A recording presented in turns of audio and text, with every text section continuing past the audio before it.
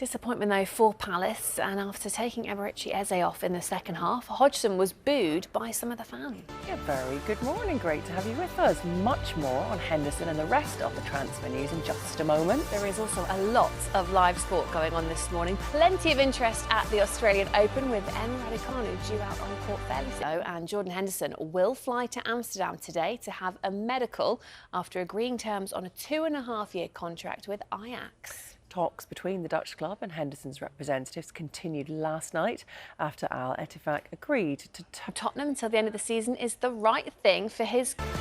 Well, let's bring you more now from the FA Cup. And after beating Crystal Palace 1-0 in the third round, Sean Dyche admits it's been a difficult period for Everton. Yeah, Everton were of course charged with breaching the Premier League financial rules on Monday. Everton are currently appealing against a 10-point deduction. What's more difficult, winning the World Cup or winning the Premier League? Yeah, it's a big question. Not many people have the answer either, do they? That was the question that was posed to Liverpool's Alexis McAllister, who's currently fighting for the title, having, of course, won the World Cup with Argentina just over a year ago. Well, he sat down with our reporter, Vinny O'Connor, to talk being part of a footballing family and already having retirement plans at the age of 20. Here's what else you need to know this morning. So Jim Ratcliffe could be forced into selling his Manchester United shares within just 18 months of completing his part takeover. Yeah, the 71-year-old's purchase of a 25% stake in the club was announced on Christmas Eve, and the Premier League are expected to approve the deal by February.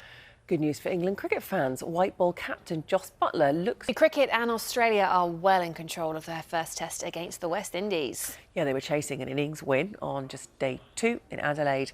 But the Windies survived. They'll return again tomorrow, needing a miracle to salvage. Well, there is plenty of talk about Ivan Toney's return right now, and the man who took on a lot of responsibility during his ban, Jan Visser, was on target for DR Congo. Yes, it came in a 1-1 draw with 2012 winners Zambia. Stand by for a rather comical opening goal in this one. Plenty still to come. We're going to be talking Six Nations next. We've got an interview with England head coach Steve Borthwick chatting about a blend of youth and experience and also boxing ahead as well. What about this? Natasha Jonas on her big fight with Michaela Mayer. We have been loving a bit of Lady Gaga, haven't we? We just turned up for the party. That'll wake you up of a morning.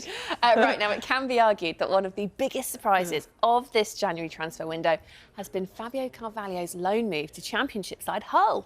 But head coach Liam Rossini admits it was love at first sight, that he knew from the moment they first met that the talented forward would join. May have performed a little bit better than expected, reaching the Rugby World Cup semi-finals last year. They even pushed the eventual winner, South Africa, pretty far in that semi-final match, didn't they? Didn't they just? But ahead of the Six Nations next month, questions remain over their style of play, which has left many fans a little bit underwhelmed. Yeah, head coach Steve Borthwick named 7 uncapped players in his squad yesterday and says that they're trying... Going to be watching Lewis Rees-Sammett's journey very closely. He could have an impact, you know. Right, now if you're an England cricket fan, you'll be very pleased to see this morning. Jos Buttler was back to his best in South Africa's T20 competition. Yes, he smashed 70 off 37 balls to help his side to victory. Jonas wants to cement her place as a legend of the sport, but knows that she'll need to beat Michaela Mayer to do so.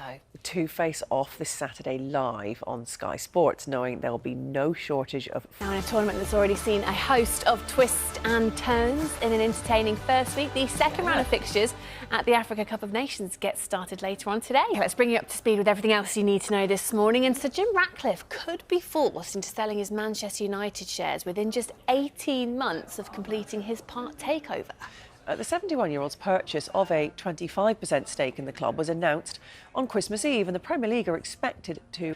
Now, Forest Green have condemned racist abuse aimed at manager Troy Deeney. Let's bring you some more from the FA Cup now. And after beating Crystal Palace 1-0 in the third round, Sean Dyche admits that it's been a difficult period for Everton. Everton were charged with breaching the Premier League financial rules on Monday. Everton are currently appealing against a 10-point deduction.